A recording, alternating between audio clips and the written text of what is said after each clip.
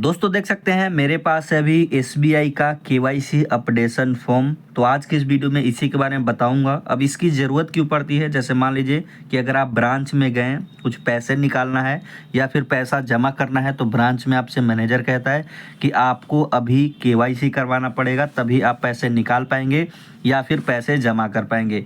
या फिर आपका अकाउंट फ्रीज हो चुका है, किसी रीजन से केवाईसी करवाना है, या फिर आपके मोबाइल पे मैसेज आया है या फिर ब्रांच से कॉल आया है, वो बोल रहे हैं कि आपको केवाईसी कराने की ज़रूरत है, तो आपको ब्रांच में जाना पड़ेगा और इस फॉर्म को अच्छे से फिल करके जमा करना पड़ेगा, तभी आपका केवाईसी अपडेट होगा। उसके बाद ही आप अपने अकाउंट के साथ लेन देन कर सकते हैं, यानी पैसे निकाल सकते हैं, पैसा जमा कर सकते हैं। तो आज के इस वीडियो में पूरा डिटेल में बताऊंगा कि किस तरीके से इस फॉर्म को भरना है, इसके साथ साथ कौन सा डॉक्यूमेंट आपको देना है, यानी ये फॉर्म तो आप देंगे ही देंगे भर के, इसके साथ साथ कौन कौन से और भी दस्तावेज आपको देने पड़ेंगे। उसके बाद ये भी बताऊंगा कि केवाईसी होने में कितना समय लगता है, कितने दिनों बाद आपका केवाईसी कंप्लीट हो जाएगा। तो चलिए जान लेते हैं। मेरे पास एक और फॉर्म है, यहाँ पे देख सकते हैं, जो कि फिल कर रखा है मैंने पहले से ही। अब इसका कारण ये है कि अगर मैं आपके सामने ही फिल करूँगा तो हो सकता है कि वीडियो लंबा हो जाए, इसीलिए मैंने इसे पहले से ही फिल कर रखा है। लेकिन आपको लाइव में सारा डिटेल बताऊंगा कि आपको क्या क्या फिल करना है। तो सबसे पहले क्या है, ऊपर में है ब्रांच नेम। ब्रांच नेम यानी किस ब्रांच में जाके आप अपना केवाईसी करवा रहे हैं, उसका यहाँ पे एड्रेस डाल दीजिए। उसके बाद दोस्तों यहाँ पे देख सकते हैं ब्रांच कोड है, ब्रांच कोड आपको डालना है। हर एक ब्रांच का एक कोड होता है, क्योंकि उसी से उसकी पहचान होती है। तो ये कहाँ मिलेगा, तो ये दोस्तों आपके पासबुक में मिल जाएगा। जो भी आपके पास पासबुक है उसके फ्रंट पेज में ओपन करेंगे तो ब्रांच कोड आपको मिल जाएगा, वो यहाँ पे डालना है। उसके बाद यहाँ पे डेट अभी मैंने नहीं डाला है, क्योंकि डेट आपको उसी दिन का डालना है जिस दिन आप इस फॉर्म को बैंक में जमा करेंगे। अब हम आ जाते हैं यहाँ पे कस्टमर आईडी। कस्टमर आईडी आपको कहाँ पे मिलेगा, कस्टमर आईडी भी आपको आपके पासबुक में ही मिलेगा। पासबुक को जैसे ही आप इस तरीके से पलटेंगे, पहले ही पेज पे नाम होता है, अकाउंट नंबर होता है, वहाँ पे कस्टमर आईडी होगा और उसी के नीचे अकाउंट नंबर भी आपका होगा। तो अकाउंट नंबर भी डाल लेना है और कस्टमर आईडी भी सही सही डाल लेना है। उसके बाद अकाउंट टाइप में नॉर्मल आपको करना है, क्योंकि नॉर्मल आपका अकाउंट होगा। तो उसके बाद यहाँ पे एप्लीकेशन टाइप है, यहाँ पे अपडेट पे क्लिक करना है, क्योंकि आपका खाता पहले से ही है, आप उसमें अपडेट कर रहे हैं, नहीं मतलब आप केवाईसी करवा रहे हैं, तो आपको अपडेट पे यहाँ पे क्लिक करना है। उसके बाद यहाँ पे आ जाना है पर्सनल डिटेल्स वाले सेक्शन पे, और यहाँ पे बहुत सारा डिटेल डालना पड़ेगा। तो पर्सनल डिटेल में दोस्तों सबसे पहले आपका नाम का सेक्शन, जहाँ पे आपको अपना सही सही नाम लिखना है। देख सकते हैं रोशन कुमार, जैसे मान लीजिए आपका नाम है पवन शर्मा, तो PAWN पवन। उसके बाद एक डब्बा खाली छोड़ दीजिए, उसके बाद सरनेम डाल दीजिए। नीचे आप देख सकते हैं कुमार मैंने डाला है, ये मैंने ऐसे ही डाला है, आपको नहीं डालना, मान लीजिए गलत है जो भी है, बट ऊपर ही आपको पूरा नेम डालना है। जो भी आपका नाम है, रोशन कुमार शर्मा, रोशन कुमार यादव, जो भी है पूरा ऊपर में ही, जैसे रोशन कर दिया, एक डब्बा खाली, उसके बाद कुमार, उसके बाद एक डब्बा खाली, शर्मा है तो शर्मा लगा सकते हैं। उसके बाद डेट ऑफ बर्थ, यानी आपका डेट ऑफ बर्थ क्या है, यहाँ पे आपको पूरा डिटेल में लिखना है। जैसे देख सकते हैं 10 तारीख 12वां महीना 1995, हो सकता है कुछ और है, तो आपको यहाँ पे सही सही लिखना है। उसके बाद मेल हैं फीमेल हैं, तो मेल हैं तो मेल में टिक कर दीजिए, फीमेल है तो फीमेल में टिक कर दीजिए। उसके बाद यहाँ पे मैरिड स्टेटस, यानी आप शादीशुदा है या फिर कुमारे हैं तो मैरिड है, तो मैरिड में, अनमैरिड है तो अनमैरिड में यहाँ पे आप क्लिक कर दीजिए। उसके बाद name of father and mother, तो यहाँ पे आपको फादर का ही नाम लिखना है। फादर का नाम मैंने लिख दिया। तो यहाँ पे अपने पापा का नाम लिखने के बाद आपको नीचे आ जाना है, और नीचे नेशनैलिटी में आप इंडियन है तो इंडियन पे क्लिक कर दीजिए। उसके बाद क्या आपका पेशा है, यानी मतलब ओकेशन।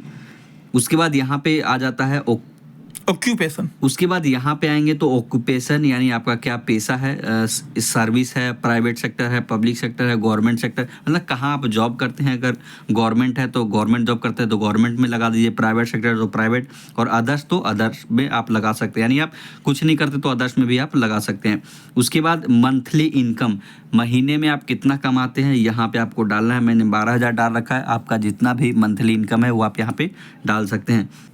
उसके बाद यहाँ पे सोर्स ऑफ इनकम क्या है, मतलब सैलरी है, बिजनेस मतलब जॉब करते हैं, बिजनेस है, एग्रीकल्चर खेती है, या फिर क्या है, पेंशन है, तो अदर्स में कर दीजिए अगर नहीं कुछ समझ में आ रहा है तो। तो यहाँ पे खेती करते हैं, सैलरी मिलता है, बिजनेस है यानी दुकान है तो आप उसमें लगा सकते हैं। कुछ नहीं समझ में आ रहा है तो अदर्स में लगा दीजिए। उसके बाद रिलीजियस क्या है, यानी आप हिंदू है, मुस्लिम है, क्या है, तो यहाँ पे मैं हिंदू हूँ तो हिंदू में टिक कर देता हूँ। उसके बाद कैटेगरी, यानी आप किस जाति से बिलोंग करते हैं, जनरल, ओबीसी, एसटी, एसटी, तो जिससे है आप उसमें टिक कर दीजिए। उसके बाद पर्सनल विथ डिसेबिलिटी, यानी आपको कुछ दिक्कत है, जैसे होता है ना कि आप कोई मतलब कुछ मतलब आँख से कम, मतलब जो भी आप, मतलब इस शब्द को मैं बोलना नहीं चाह रहा हूँ, यानी इसका मतलब यह है कि हैंडीकैप है या फिर कुछ फिजिकल मतलब कुछ इशू आपको तो नहीं है, तो मैं यहाँ पे नो पे क्लिक करता हूँ। उसके बाद यहाँ पे एजुकेशन क्वालिफिकेशन, आप below SSC, HSC, graduation, post graduation, professional या फिर अदर्स। अगर आपको नहीं कुछ समझ में आ रहा है तो आप अदर्स में लगा दीजिए, वरना अगर आपको पता है कि मैं ग्रेजुएट हूँ, आप पोस्ट ग्रेजुएट हैं या फिर बिलो मैट्रिक है तो आप उसमें भी लगा सकते हैं। नहीं समझ में आ रहा तो आप अदर्स में भी लगा सकते हैं, इसमें कोई भी इशू नहीं होगा। उसके बाद ये सारा डिटेल फिल करने के बाद आपको यहाँ पे नीचे आना है और नीचे में यहाँ पे पैन कार्ड का नंबर डालना है जो कि सही होना चाहिए। पैन कार्ड का नंबर डाल दीजिए। उसके बाद यहाँ पे मोबाइल नंबर बिल्कुल सही डालिए, क्योंकि जो आप नंबर यहाँ पे डालेंगे वही आपके अकाउंट के साथ लिंक होगा, यानी फ्यूचर में आप फ़ोन पे, गूगल पे कुछ भी चलाएंगे या फिर कोई ट्रांजेक्शन करेंगे तो इसी नंबर पे मैसेज आएगा। उसके बाद ये मेल आईडी भी आपको सही लिखना है, क्योंकि जितने भी ट्रांजेक्शन के डिटेल हैं मंथली बेसिस पे आपको इसी मेल आईडी पे आएंगे। तो ये सारा काम करने के बाद आपको कुछ नहीं करना, आपको यहाँ पे एक फ़ोटोग्राफ अपना लगाना है। उसके बाद यहाँ पे आपको अपने आधार कार्ड का फ़ोटोकॉपी करवाना है और पैन कार्ड का फ़ोटोकॉपी करवाना है और इसके पीछे लगा देना है। और आपको एक बात और ध्यान रखना है, आप ब्रांच में जा रहे हैं तो अपने आधार कार्ड, पैन कार्ड का, यानी आपको अपना ओरिजिनल पैन कार्ड, आधार कार्ड लेके जाना है, क्योंकि वहाँ पे ओरिजिनल भी चेक होगा और फोटोकॉपी आपका जमा हो जाएगा। तो इस वीडियो में इतना ही। केवाईसी से रिलेटेड कुछ और डाउट है तो कमेंट जरूर कीजिएगा। एक और सवाल का जवाब देता हूँ कि केवाईसी कंप्लीट होने में कितना समय लगता है। तो मैं आपको बता दूँ कि केवाईसी कंप्लीट होने में समय डिपेंड करता है कि जिस बंदे को आपने फॉर्म जमा किया है वो कब करता है। अगर आपने इस फॉर्म को उसको दिया और तुरंत तो सिस्टम में अपडेट कर देगा तो हैंड टू हैंड आपका केवाईसी हो गया। अगर वो एक दिन में करता है तो एक दिन टाइम लगेगा, 2 दिन में करेगा तो 2 दिन टाइम लगेगा। डिपेंड करता है फुली उस बंदे पे, यानी जिसको आपने फॉर्म जमा किया है ब्रांच में, जिसकी रिस्पॉन्सिबिलिटी है केवाईसी को कंप्लीट करने का, उस पे कि वो आपके डिटेल को सिस्टम में कब चढ़ाकर, यानी कब फिल करके एक्टिव करता है। लेकिन फिर भी आप एक डेट मतलब अपने दिमाग में रखिए कि 7 दिन के अंदर ही आपका यहाँ पे केवाईसी हो जाएगा। लेकिन आपको अर्जेंट रिक्वायर है तो आप तुरंत उनसे रिक्वेस्ट कर सकते हैं कि सर मुझे पैसे डालना है या फिर पैसे भेजना है, तो आपका तुरंत भी केवाईसी कंप्लीट हो जाएगा। तो मुझे उम्मीद है कि सारा डिटेल आपको समझ में आ गया होगा। फिर भी कुछ डाउट है तो कमेंट सेक्शन में बताइएगा, मैं उसका जवाब ज़रूर दूंगा। अभी के लिए इतना ही। Thank you for watching.